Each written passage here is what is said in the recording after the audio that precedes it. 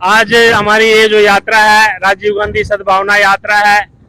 देश में हम लोकतंत्र के मूल्यों की रक्षा के लिए, संविधान के मूल्यों की रक्षा के लिए, आपसी भाईचारे को बढ़ावा देने के लिए और प्रेम के लिए, और आज देश में जिस तरह से गरीबी बढ़ रही है और महंगाई बढ़ रही है और बेरोजगारी बढ़ रही है, इन सब तमाम मुद्दों को लेकर के हम ये यात्रा निकाल रहे हैं और जन समर्थन मिल रहा है। लोग उत्सुक हैं इन यात्रा को देख के, क्योंकि लोग बदलाव चाह रहे हैं और सब लोग कांग्रेस पार्टी की तरफ देख रहे हैं और आने वाला समय कांग्रेस का है।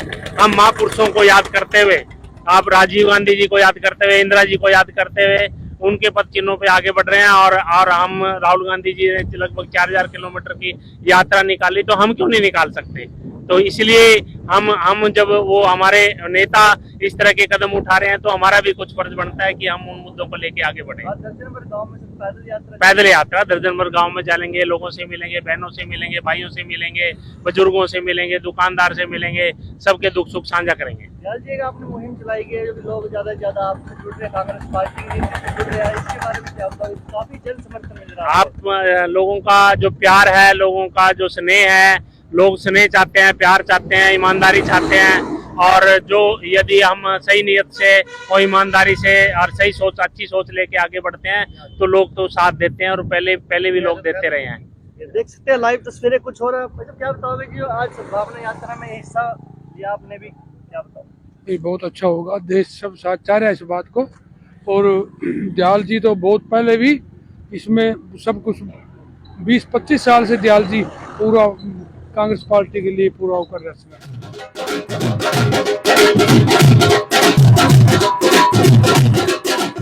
कांग्रेस की लहर चल रही है, वो लहर क्यों चल रही है?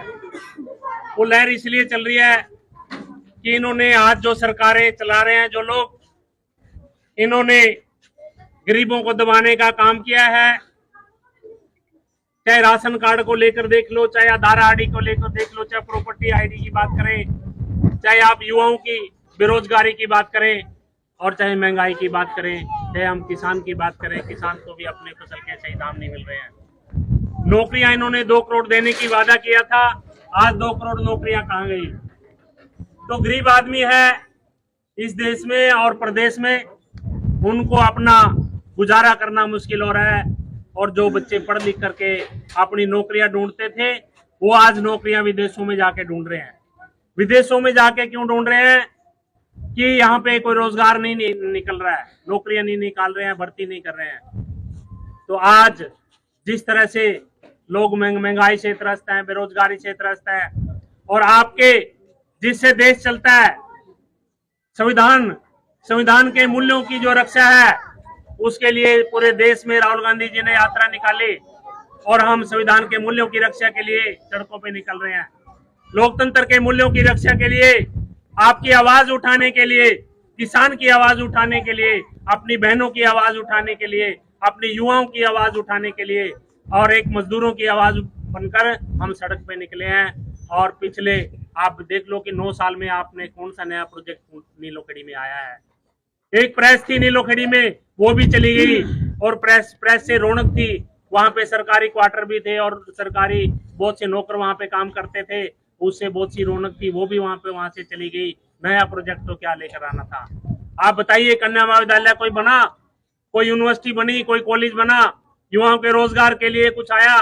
आप यही सड़क से, सीता मावी वाली सड़क से आप बरास के तरफ सड़क पे जाइए, इस सड़क में सड़क ढूंढनी पड़ती है कि सड़क कहाँ पे है, गड्ढे ही गड्ढे दिखाई देते हैं।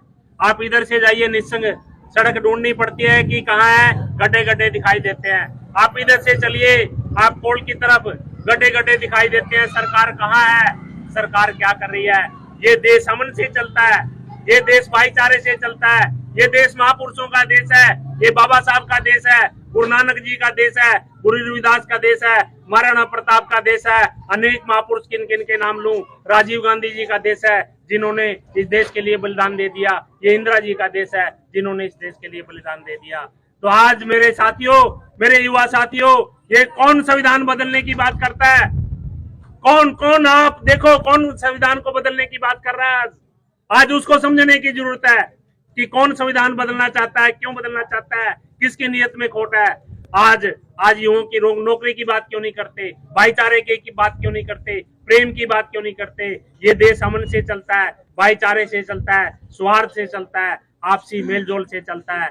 तो आप लोगों ने जो ये देश है, आप ये प्रदेश है, ये हमने इसकी अमन शांति बनाए रखना है, भाईचारा बनाए रखना है। ये गांव में यदि भाईचारा बना रहता है, सभी शांति रहती है। तो आज हम इस सड़कों पे निकले हैं। आप लोगों ने जो स्नेह, जो प्यार हमें दिया, आप सबका धन्यवाद, सभी बहनों का दिया धन्यवाद, सभी भाइयों का धन्यवाद और सभी बुजुर्गों का धन्यवाद।